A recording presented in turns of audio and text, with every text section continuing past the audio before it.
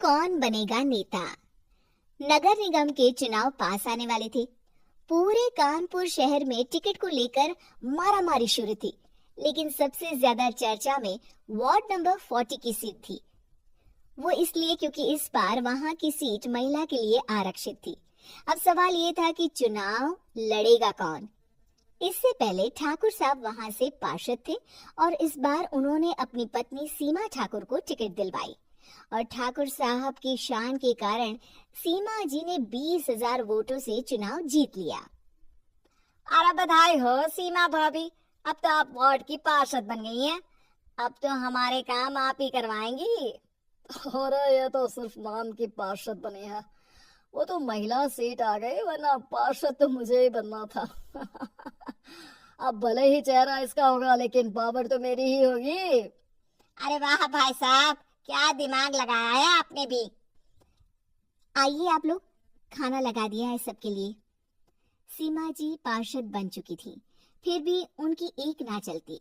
सारे काम ठाकुर साहब खुद ही संभाल लेते और जहां जरूरत पड़ती वहां सीमा जी का अंगूठा लगवा लेते।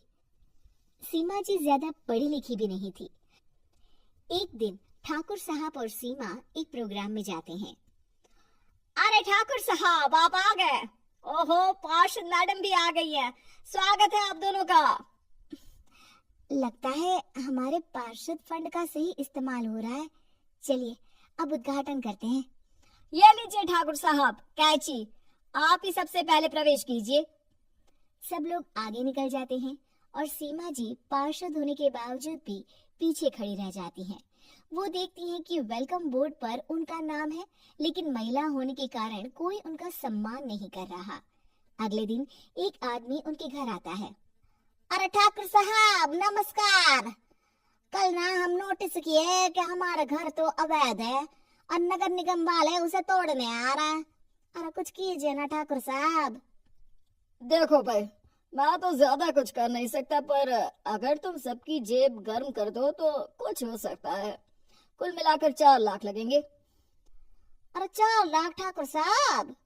अरे भाई, मैं अपने लिए नहीं मांग रहा हूँ। दरोगा है, इंजीनियर बाबू है, बड़े साहब है, सबको देना पड़ता है ना थोड़ा थोड़ा। बोलो है मंजूर? तभी वहां अचानक सीमा जी आ जाती हैं। अरे ये आप क्या कर रहे हैं? पहले इन्हीं लोगों से तो आपने वोट मांगे, अब इनसे ही पैसे ले रहे हो। अरे चुप रहो तुम, तुम्हारा काम है सिर्फ अंगूठा लगाना, तुम वही किया करो। मुझे दूसरे काम तुम मत सिखाओ, समझी?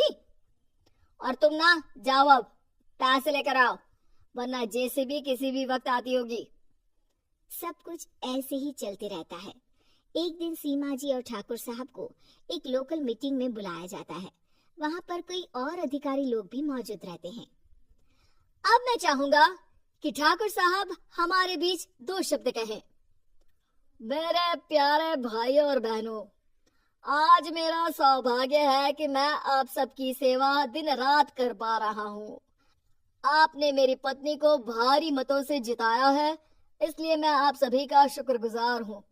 मैं आप सबसे वादा करता हूँ कि हमेशा की तरह हमारे वार्ड में किसी को कोई तकलीफ नहीं आने दूंगा। सभी लोग तालियां बजाने लगते हैं। अब मैं माननीय पार्षद मैडम को स्टेज पे बुलाना चाहूंगा। अपने नाम को बुलाया सुनकर सीमा जी एकदम चौंक जाती हैं। उन्हें बिल्कुल उम्मीद नहीं थी कि इतनी बड़ी जगह उन्हें मंच पर बुलाया जाएगा। जैसे तैसे वो मंच पर चढ़ती हैं। ऊपर जाते ही सीमा जी को सारी पुरानी बातें याद आ जाती हैं कि किस तरह उनके पति उन्हें कभी भी आगे बढ़ने नहीं देते और उनके नाम से गलत काम करते हैं। वो बोलने लगती हैं। मैं आपके वार्ड की पार्षद सीमा हूँ। आप में से बहुत कम लोग ही मुझे जानते होंगे, क्योंकि इससे पहले मुझे कभी ऐसा मौका ही नहीं मिला। सारे मौके मेरे पार्षद पति यानी आपके ठाकुर साहब ही लेते रहे, लेकिन आज ये मौका मुझे मिला है तो मैं इसे ऐसे ही नहीं जाने दूंगी। मैं आपको ये बताना चाहती हूँ कि आपके ठाकुर साहब मेरे नाम की आड़ में गैर कानूनी काम करते हैं, जिस पर अंगूठों के निशान मेरे होते थे। इसीलिए मैं अपनी गलती मानती हूँ और आज अपने पद से इस्तीफा देती हूँ, ताकि आगे से कोई गलत काम ना हो पाए। अब फैसला आप सबके हाथ में है कि आप हमें क्या सजा देना चाहते हैं। सीमा जी की बातें सुनकर ठाकुर साहब के चेहरे का रंग उड़ जाता है और वो शर्म से मुंह नीचा करके वहां से चले जाते हैं और पद से इस्तीफा देकर ही सही सीमा जी अपने आप में आत्मविश्वास महसूस करती हैं।